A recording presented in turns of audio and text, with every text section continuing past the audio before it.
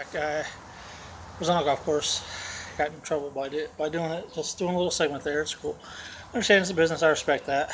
But like I was saying before, Rob Bass is coming to Fort Wayne. I've interviewed Rob Bass back at 3 Years Festival. If you remember that, it was 1999. He came up to me and Shane Freeman, which I don't talk to anymore at the time, and he's like, "Hey, I know you from Detroit. I've heard about you and stuff like that." So Rob Bass is coming to town with CNC Music Factory and Young MC. I reached out to Rob Bass. Haven't heard anything just yet. CNC Music Factory you heard from. They said if I need anything in a couple of weeks, they'll let me know. So it's in talks. And then what would be awesome as hell is that if I could get Brian McKnight, because we tried earlier on April 20th of this year, we tried getting Brian McKnight on. He sings back at 1 anytime, But, anyways, I'm trying to get these big names on. Brian McKnight is another dream interview of mine. He's one of my favorite artists, R&B artists. And one thing that annoys the hell out of me is I get questioned about, well, can you name these people's hits? You look like a deer in headlights when you do these interviews. No, I don't have to do my research. I know what I'm talking about. I know what I'm doing. I've been doing it for 25 damn years and still going. I don't need nobody sitting there trying to tell me what to do. I understand trying to be helpful, but I know what I'm doing. And don't get mad because I'm getting anyone to work with me. Don't criticize me, just, yeah. But it's cool. It's cool. And you said that these people like my interviews. Jamie Valent said that gave me a good email about being on the show. Jack Russell's Great White. So it's like, I'm continuing doing good and I'm trying to do as best as I can. So it's like, people are consistently getting on me. Like I said before, and there's 3 people that gets a lot of BS and bullshit going on. And that is these. You got your entertainers, religion, and politicians. Entertainers always get constantly haters on a lot of stuff. I've heard it all before. I'm stupid, I'm retarded, I should give up. I should give up my dream. I haven't made my peak. I've heard it all. So, yeah, it really irritates the shit out of me when people just sit there and say that type of stuff. So it's just one of those things like, really? You're going to criticize me about this and that and all kinds of stuff? But it's cool. I'm used to it. No biggie. Like I said, I want to retire. Eventually, I'm getting to where I just want to retire and just slow down and not do any more shows. I'm to that point. But like I said, it's addicting. Once you find out some good things and the good things happen, like I'm going to be, my last wrestling refereeing match as a referee will be October 5th. Heroes and Legends. Awesome Gary Dawson versus Mr. Main Event, which is my first ever match I refereed in Marion, Indiana. So I want those 2 to be my very last because they were my first. So that's going to happen. You guys know I don't wrestle anymore. I got out of that as a professional wrestler. Yeah, I'm doing interviews. It's just as good. Yeah, so it's like I'm slowly winding up on doing shows. I'm slowly want to get out of it. But again, like I said, stuff keeps happening. It's like, points me to a different direction. You know how it is with life. Things are totally different. Everything. So, yeah, after June 1st will be my very last show for a while, unless I get a big name. Why June 1st? Well, June 1st, me and Kevin York are going to New Haven Middle School. You guys know I went to New Haven Middle School. I still cherish that school. I take pictures of it. I go back to my memories. Like I've done New Haven shows from Jeff Landis Experience, from talking about this and that. And I want to go to New Haven.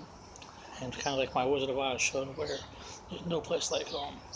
I want to go back there, go through the gym, and talk about stuff that I've done, memories, Montreal Jones and I when we went to girls' locker room in middle school, type of stuff like that, just to reminisce.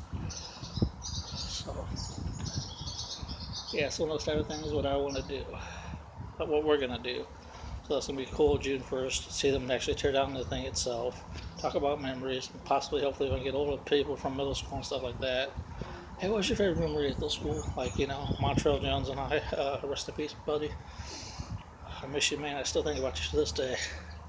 Just wish we could have worked together on at least one show in person.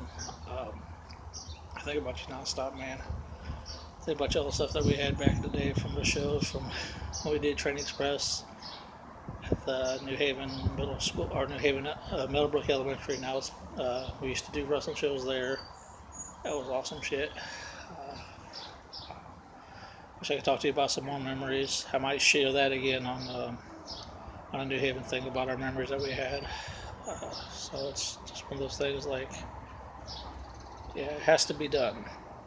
And then I'll have to take my time off. Like I said, if there's any big interviews, I've got to do these interviews because you don't understand. This is, yeah, I don't give up.